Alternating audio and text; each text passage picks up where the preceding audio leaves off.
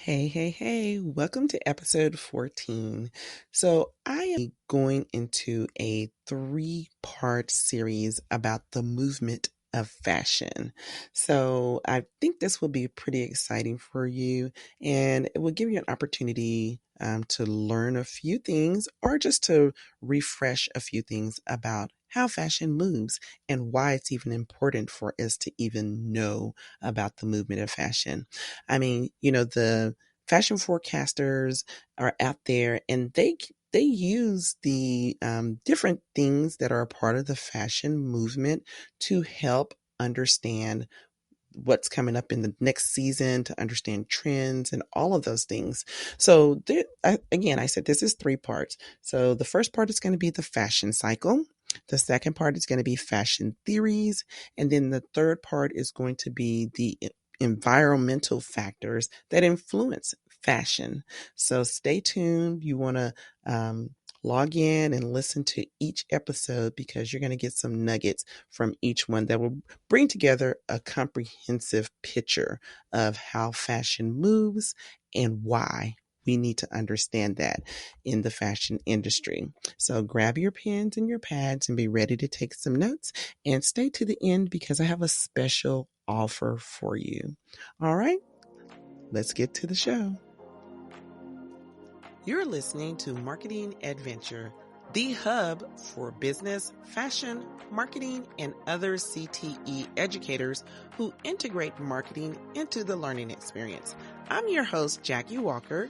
Each week, I'll cover marketing education concepts, strategies, tips, trends, frameworks, and other information to equip you to connect your classroom to digital natives while cultivating an engaged learning environment. So come on into the room where your favorite beverage, snacks, and even your cell phone are all welcome. All right, as I stated before, we're going to be diving into a three-part series on fashion movement. And the first part is about the fashion cycle. So what is the fashion cycle? It consists of 5 phases. And those five phases show us how fashion moves from the moment it's introduced to the moment it's no longer in fashion. Okay, so those 5 fashion cycle phases are going to be the introduction, the rise, the peak, decline, and obsolescence. So let's talk about each one of those. And why is it even important that we look at the fashion cycle? The fashion cycle tells us pretty much, how a fashion item is trending. So in the introduction phase, this is when the product is first released to the public. And it's generally in smaller quantities, it's generally at a higher price, and it may only be worn by high profile people. So that may be how it gets introduced into the fashion cycle. Um, so in that phase, if you and I want to make sure you understand that these 5 phases go into what we call a bell curve. So the introduction starts at the bottom, and it's just imagine how a bell looks. One of the little bells that you ring.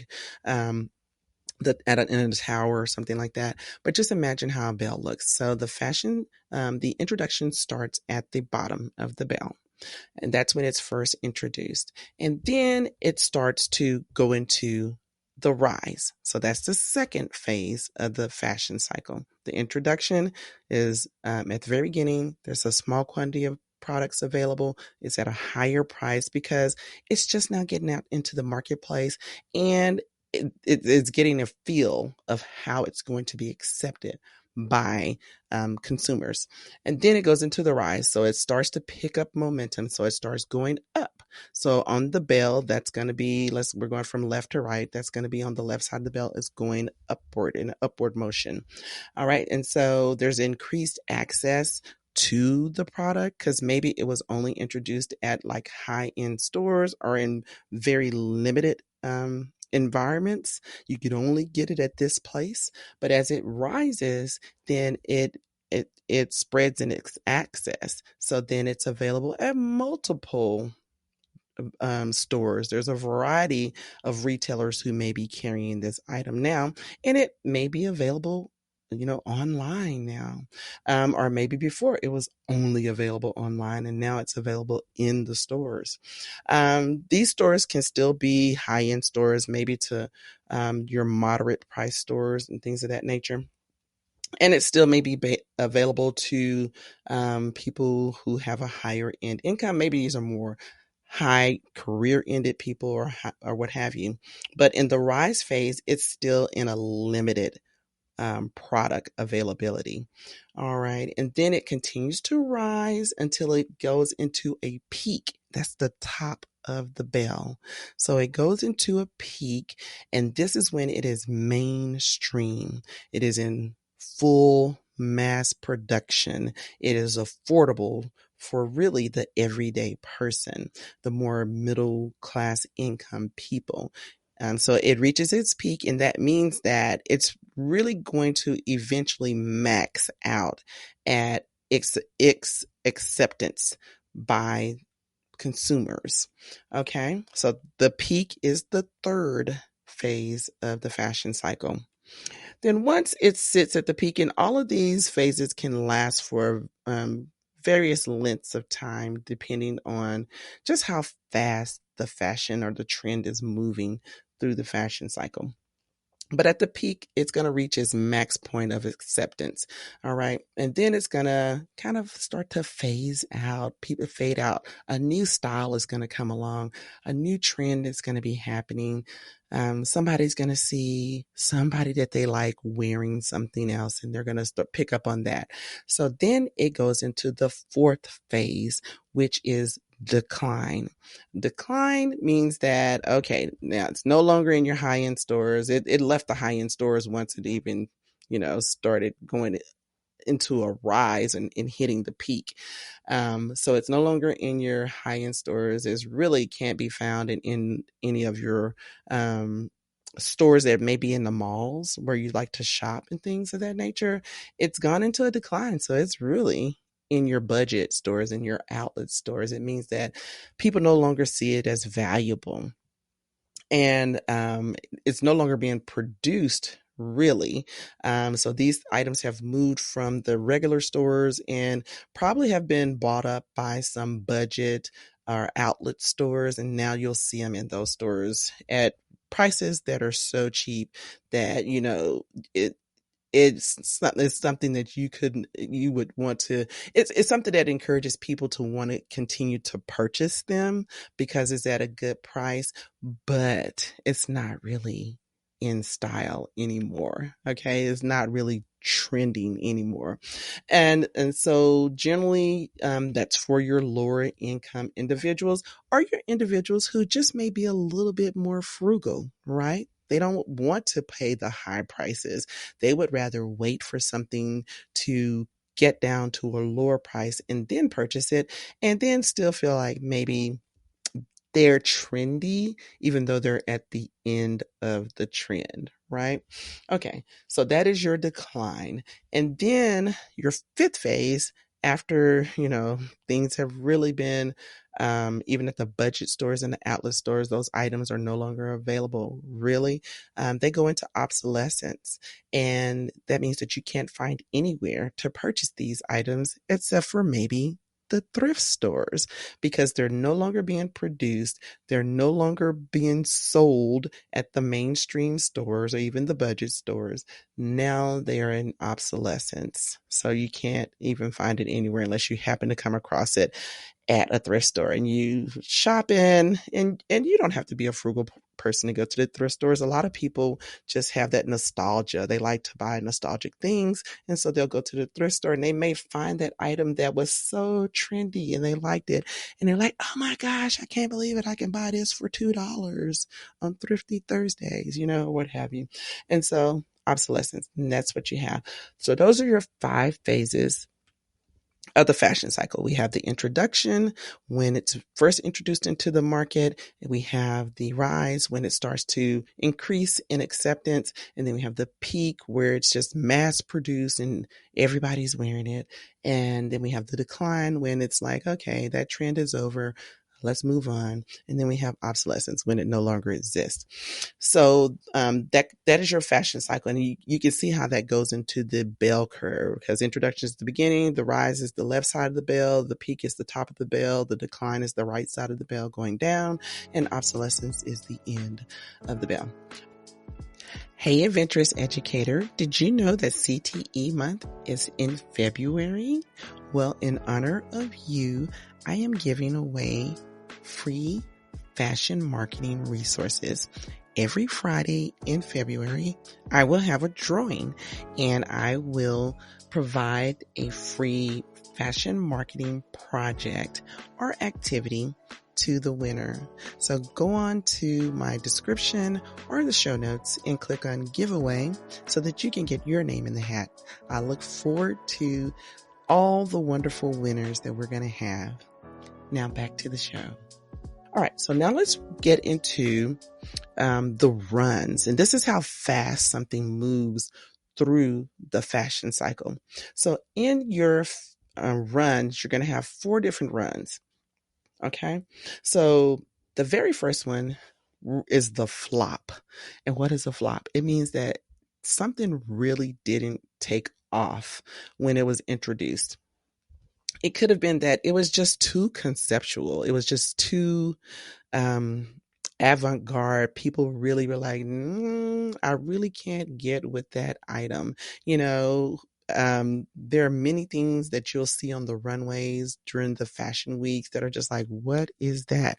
And it never really makes it to the store where it can be picked up by mainstream. So a flop, when you see that on the fashion cycle, it goes up, like just a straight up and then a straight down. It doesn't look like a bell curve. It just looks like some a long line that goes up and it curves and it comes right back down. So like I said, again, those things really don't take off for whatever reasons. People just couldn't get with the product or the style, and they really didn't accept it. So it never really even goes into a peak.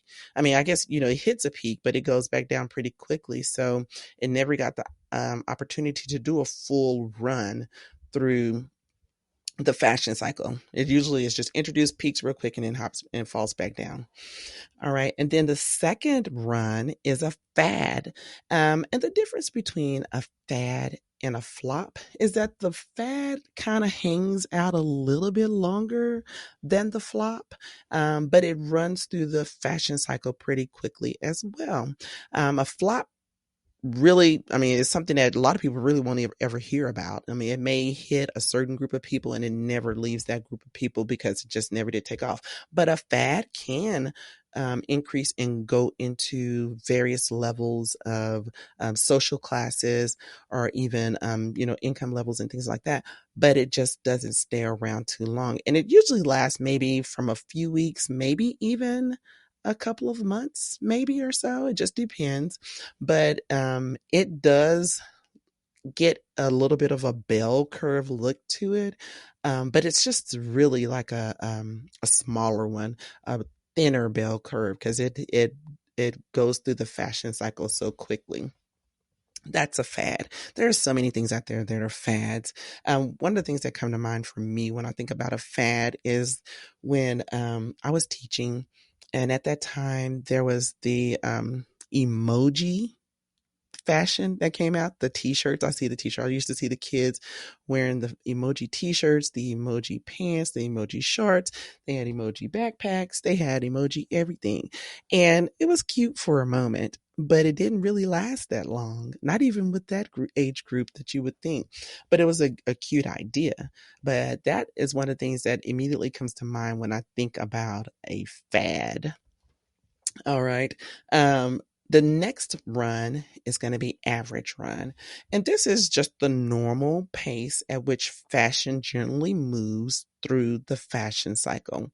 It stays for a normal period of time at each phase, just like the expected length of time that you would think that it would take for it to go from introduction to rise to peak and then down to decline and obsolescence.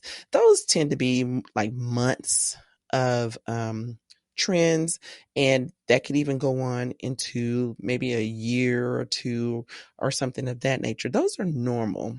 It just churns with the normal um, flow of fashion throughout its seasons. Okay. So that's your average run, and the prices really range based on the levels because that fashion, that particular designer style can be out at every social level, but be at different prices in those social levels. Like you'll have, let's just say a pencil skirt. A pen, I shouldn't use a pencil skirt because that's a classic, but we're just going to use it just to talk about the price level. So a pencil skirt can be a style that's available at every social level, from your upper income, middle income, lower income, but it will be priced differently and it can be priced differently because of the materials, the craftsmanship, all those different things can play into it. But it goes through its average run, its average life cycle in the fashion cycle. Um, and again, like I said, it can be worn by various classes at the same time. So then we're going to get into our classic. That's our fourth run that is available as far as the fashion cycle is concerned. And your classic is something that never really truly goes out of style. It is popular. It what it can do is it can have its ebb and flows. Like it could be a higher in the when you look at it on a fashion cycle graph, it kind of goes up and down like waves in the ocean. It just has this little steady up and down, up and down. And sometimes it could go up. The peak of it could go up really high because at that time it just may be really popular, like a new generation is rediscovering something that's already been a classic and a staple, and it really gets accepted and people really start buying it, and then it'll go down, but it never goes into obsolescence. It never goes out of style, really. And so it just has its moments of popularity and its moments when it's not popular. And one of those things that you can think about would be, let's say, a trench coat. Trench coats are always worn, and really depending on what geographic area you're in, you'll see trench coats all the time. Well, there was a point in time, like in music industry, when trench coats became the thing for the music artists to wear, and then you started seeing teenagers, and this was really popular back in my day, back in the 80s, where you saw these students walking around with trench coats on all the time. And it's like, it is 80 degrees out here. Why do you have that trench coat on? But it was a trend. But just because it went, trended at that time and it went high in its acceptance and it inclined, it still never went out of style because it's always something that's a classic for like your business individuals to wear with their suits. And then if you're in a cold climate, you may have a trench that you wear in that environment. So it's a classic. Leather jackets are a classic, even though the styles, like how the leather jacket is made, whether the lapels are wide or whether the lapels are short or no lapel at all, whether there's a zipped up leather jacket or if it's a button leather jacket, if it's just a jacket that has a belt that you use to tie around your waist. The leather jacket is a classic. Denim jeans are a classic, regardless of whether they're flared or skinny leg or mom cut or whatever. Those are your classics, and those are just things that'll always be in style. It'll just matter as far as what the trends are in that particular classic at a given time as to whether the popularity of it is going to be high or low. All right. And so that pretty much covers the fashion cycle. Just to reiterate, the fashion cycle has 5 phases: the introduction, the rise, the peak, decline, and obsolescence. And there are 4 runs within the fashion cycle: the flop, the fad, the average run, and the classic. So I hope you've learned a little bit or been refreshed by the information that you've heard here. And you can even share this with your class if you want to have something that you can have them to listen to learn a little bit more about the fashion cycle. So, as I mentioned at the beginning of the episode, I have a little special for you. If you want to teach your class about the fashion cycle and fashion theories, as well as the environmental factors of fashion, I have a special bundle just for you where you can have a project and 3 activities that will encompass all of these various areas of the fashion movement. So just click on the link in the description that says bundle or in the show notes, and you will have access to that information about this very special bundle about the fashion movement. I do thank you for joining me today for this episode, and please come back next week for the second part where we will be talking about fashion theories. Thanks for listening to Marketing Adventure. Remember to subscribe, rate, review, and share this episode with someone you think would benefit from the information shared here today. If you have any questions or want to connect with me, find me on Instagram at Marketing Adventure. All links and resources discussed in this episode can be found in the show notes at marketingadventure.com.